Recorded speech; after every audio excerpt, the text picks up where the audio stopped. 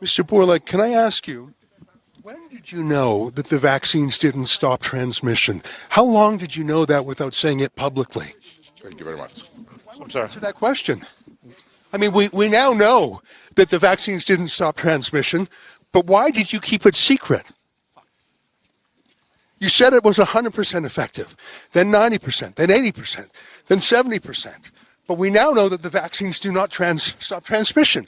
Why did you keep that secret? Have a nice day. I won't have a nice day until I know the answer.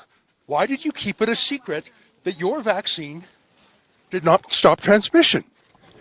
Is it time to apologise to the world, sir? To give refunds back to the countries that poured all their money into your vaccine that doesn't work, your ineffective vaccine? Yeah, you have a little bit around. Are you not ashamed of what you've done in the last couple of years? Do you have any apologies to the public, sir? Are you proud of it?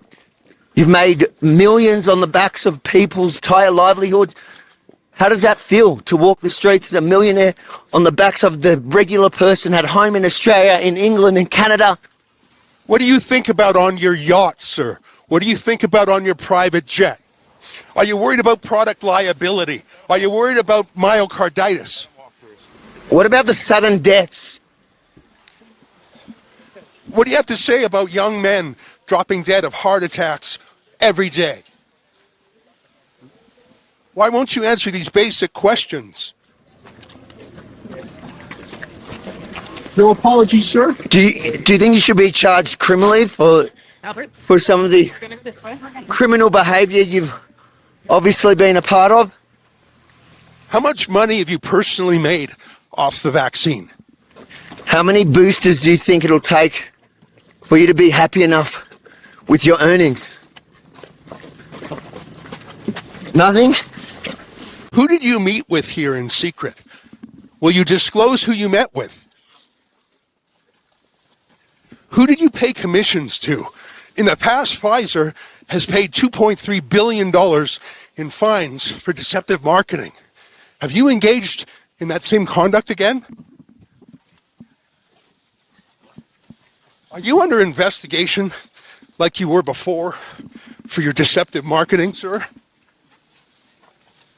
If any other product in the world doesn't work as promised, you get a refund. Should you not refund to countries that laid out billions for your ineffective vaccine? Are you used to only sympathetic media, so you don't know how to answer any questions? Is that it? Shame on you, sir. Shame on you. That's Albert Bourla, the boss of Pfizer. His people were pushing us around a little bit. Mate, he's pretty fit. I don't reckon he's had one jab. I'm huffing and puffing a bit. At least I didn't have any myocarditis.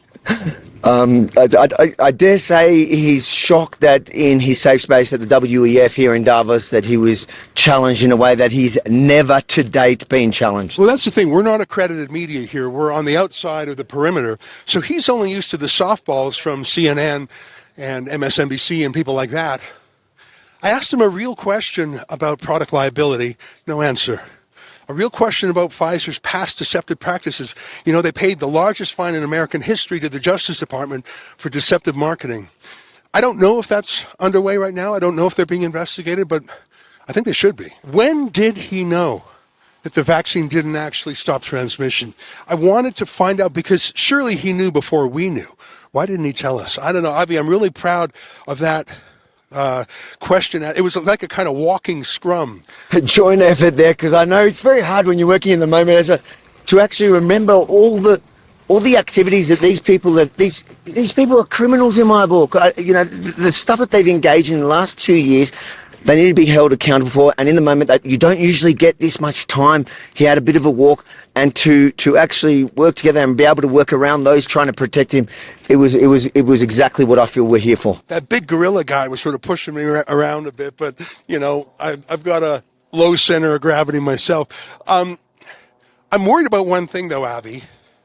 Pfizer is connected to big media in an enormous way. I'm worried that they're going to try and block this video. I'm worried they're going to try and cancel it on YouTube, on Twitter, on Instagram, on Facebook, places like that. So I want to look straight at the camera and say, folks, if you cannot find this video out there, go to wefreports.com. That's a special website we've set up for the World Economic Forum, wefreports.com. And if you feel moved by our coverage, please consider chipping in because we're 100% crowdfunded. Obviously, we get no ad money. We've been completely demonetized. But if you like that kind of accountability journalism, Avi Yamini from Australia, I'm Ezra Levant from Canada. We got a great team from around the world. Please go to wefreports.com. Last word to you, Avi. And no matter where they cancel this video, we will update and have a current version there at wefreports.com.